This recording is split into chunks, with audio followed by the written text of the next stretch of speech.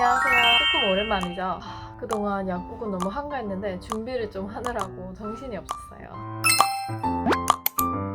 오늘은 어떤 주제를 가지고 왔느냐, 요새 열대야 때문이기도 하지만 잠 못 주무시는 분들 굉장히 많으시죠? 밤에 좀처럼 잠을 이루지 못하거나 잠에서 깨면 다시 잠에 들기 힘드신 분들, 아침에 너무 일찍 깨버리는 분들, 이게 다 불면증인데요. 사실 나만 그런 게 아니고 일반인의 30%, 남성 중 22%, 여성분 중 무려 50%가 이 불면증에 시달리고 있다고 합니다. 자주 반복이 되게 되면 몸과 마음이 지치니까 약이라도 한번 먹어볼까? 하는 생각을 가질 수 있는데요. 불면증 겪어보신 분들은 다 알죠? 잠을 못 자는 게 얼마나 고통스러운 건지, 다음날 하루를 버리게 되잖아요. 그런데 여기서 끝이 아니고 불면증이 계속 반복되게 되면 치매를 유발하는 물질이 활성화돼서 치매에 걸릴 위험도 증가하고, 만약 심혈관 질환을 앓고 계시다, 불면증으로 인해 사망하실 확률이 무려 8배나 증가한다고 합니다. 불면증, 이제 정말 쉽게 생각하고 넘어가면 안 되겠죠?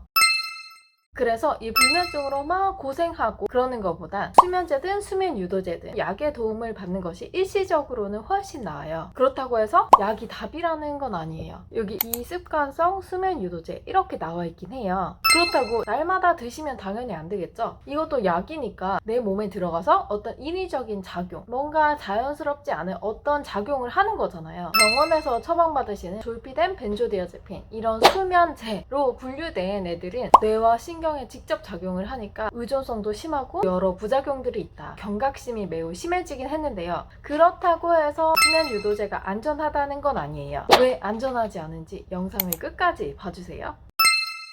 일단 약국 수면 유도제는 어떻게 내 몸에 작용하는 건지, 이건 항히스타민제의 한 종류예요. 여러분들이 감기약으로 많이 드셔보신 거예요. 콧물약에 많이 들어있는데 대표적인 게 독시라민, 펜하이드라민이 있거든요. 이런 초창기 항히스타민제들은 졸림 부작용이 심했어요. 콧물약 먹으면 진짜 졸리고 멍하죠. 이 부작용을 살려서 그럼 얘는 잠을 오게 하는 약으로 아예 개발을 하면 되겠다, 이렇게 해서 나타난 게 약국 수면 유도제입니다. 복용법은 1일 1회 취침 전에 한 점을 드시는 거예요. 보통 30분 안에 잠이 들게 되는데, 그럼 이 약효가 얼마나 갈까?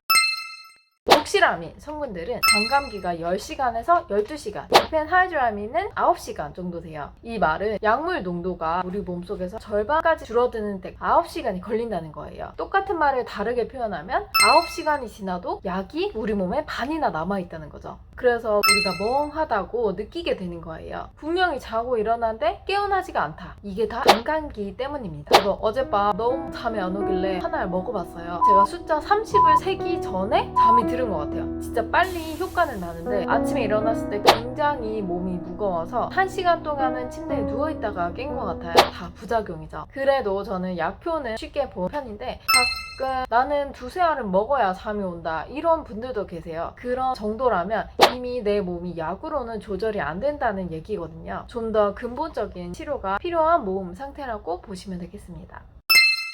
다른 치료 없이 계속 수면 유도제만 복용을 하시게 될 경우에는 약을 드시고 과다 진정이 될 수 있어요. 계속 몽롱하고 나른한 거죠. 수면 중 섭식장애, 몽유병, 그 외에도 목내장, 배뇨곤란, 협심증, 부정맥 악화, 입이 마르고 이런 여러 가지 부작용이 있을 수 있다고 합니다. 때문에 부작용을 악화시킬 수 있는 약들, 나를 가라앉게 하는 약들, 우울증약, 파킨슨약, 부정맥약까지 부작용을 더 심하게 초래하실 수 있어요. 이 외에도 진정제, 감기약, 특히 항히스타민제가 들어간 콧물약, 이런 거는 같이 드시는 걸 피하셔야 합니다. 나이 많으신 분들 수면 유도제 드시고 나른해져서 낙상을 당하시는 분들이 많으니까 이 수면 유도제의 부작용 생각보다 많죠. 그리고 마지막, 수면 유도제가 치매를 유발할 수도 있다고 해서 만약 3년 동안 드셨다, 치매 유발 가능성이 54%나 더 증가한다고 하니까 생각보다 더 심각하다고 알고 계셔야 돼요.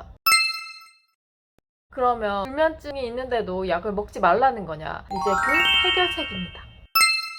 일단은 수면제나 수면 유도제는 매우 단기적으로만 드셔야 돼요. 의사 선생님들께서 수면제를 여러 일 동안 내주지 않는 이유도 이것 때문이에요. 일주일, 많아야 4주 안으로 드셔야 돼요. 만약에 3주 이상 불면이 계속된다, 약이든 병원이든 치료를 시작하셔야 돼요. 그런데 2주 이상 먹어봤는데도 증상이 개선되지 않는다, 여기도 검사가 있거든요. 나의 불면증의 원인을 찾으실 수 있어요. 또 병원에 수면 클리닉 이런 것도 많이 있어요. 이런 수면 유도제 성분이 아닌 내 내 몸이 잠에 잘 들도록 체질을 개선하는 수면 영양제도 있죠. 이런 것들이 근본적인 치료 방법이 될 수 있어요. 불면증의 치료가 아니고 이렇게 일시적인 불면증의 완화라고 써있죠. 누구도 수면제, 수면 유도제 적극 권장한 적이 없고, 또 이게 항히스타민제라고 했죠. 우리나라 사람들이 정말 남용하는 성분 중에 하나가 또 이 항히스타민제래요. 혹시 복용을 해봤더라도 부작용이 나타나는 것 같다, 즉시 중단을 하시고, 그럼 가끔씩만 복용을 할 테니까 둘 중에 뭘 먹어야 될까요?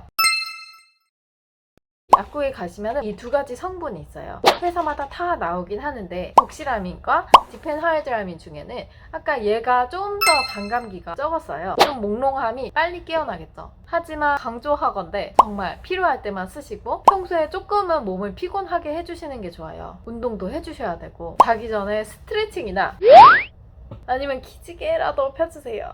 몸이 훨씬 이완되고 시간 되시는 분은 반신욕도 좋고요. 커피랑 담배는 뇌를 각성시켜요. 이거 두 개는 늦은 오후부터는 끊어주시고, 저는 수면 유도제를 단 한 번도 먹어보지 않다가 이번에 먹어봤어요. 효과는 정말 있었지만 그만큼 부작용도 반드시 있다. 오늘은 이 수면 유도제가 어떤 성분이길래 우리 몸에 잠을 오게 하는지, 얼마나 효과가 지속되는지, 지속 시간이 길기 때문에 또 얼마나 많은 부작용들이 있는지에 대해서 좀 정리를 해봤어요.